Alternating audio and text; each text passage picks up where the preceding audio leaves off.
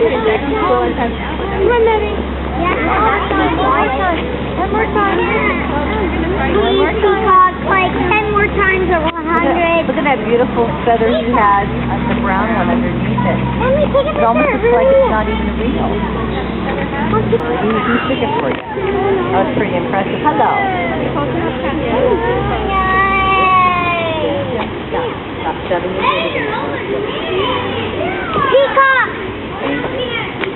Peacock! Peacock, Isabella! Peacock!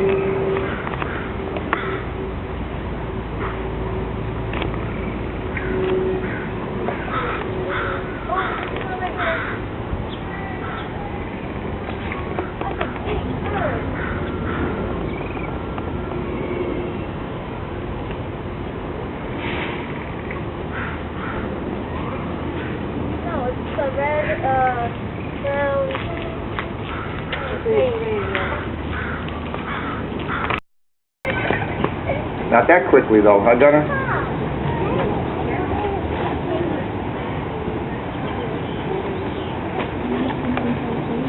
This guy is an immature red-tailed hawk, so you'll notice he doesn't have his red tail. They get their red tail when they're just a little over a year old. So what do you say there, Gunner? Did he eat his food yet? There you go, you. All right. Now, next you're going to get this guy to fly right over your head over there in those bleachers. Got to be quick with that camera if you're going to get him coming overhead. Oh. Their wingspan's about 3 to 3.5 feet across. And he's a particularly dark red-tailed hawk. Come on, Gunner. Right there, buddy.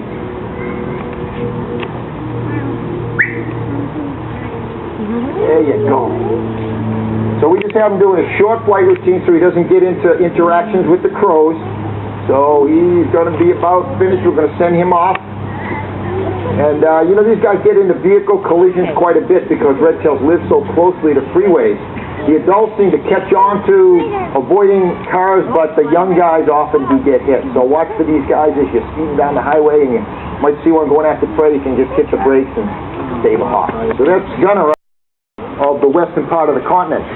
We fly a bird that we call Cree, and Cree has lived with us for 11 or 12 years now. She's about 17 or 18 years old.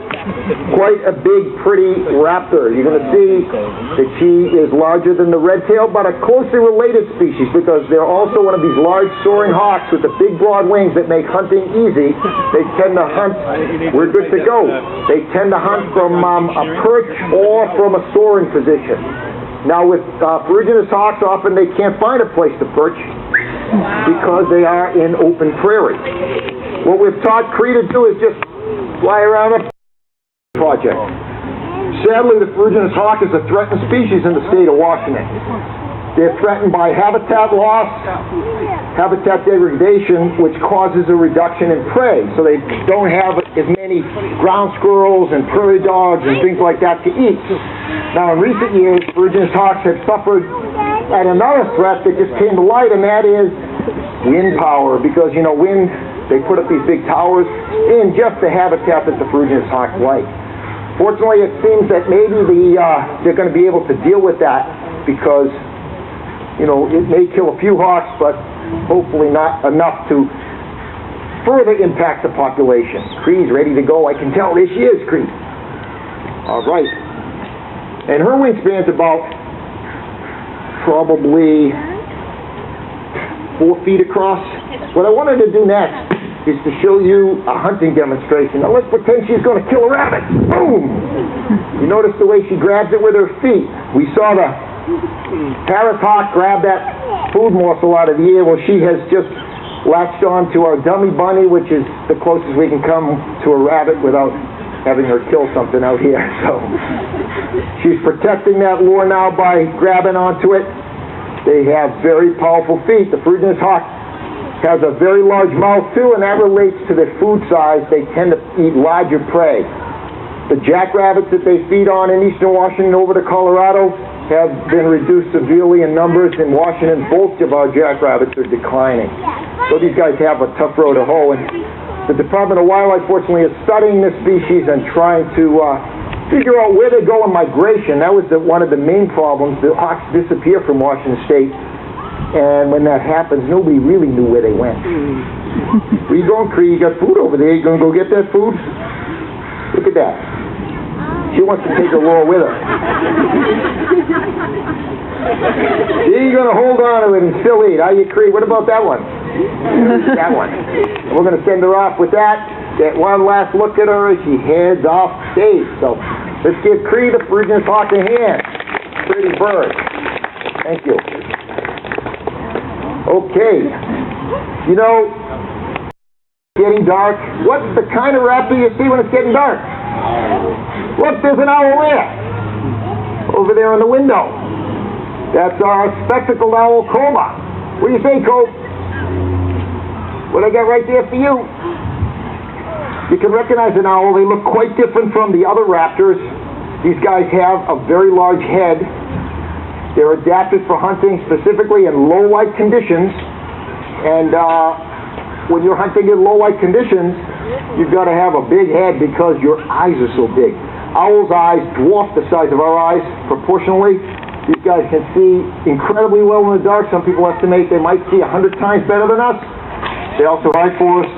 One thing about spectacled owls, though, fortunately, they're not threatened, they're not endangered. They're doing pretty well across their range. So if you go on a tropical vacation to a place like Costa Rica, this is an owl you might luck into and see. Okay, in North America, we have our share of owls, too. We have about 20 plus species, and Washington State has an abundance of them. We have 15 just here. So first up, the owl we're going to show you will be the barn owl. Watch how silently this owl flies. That's another adaptation for their hunting. Here he comes in from behind you guys. This is Luna.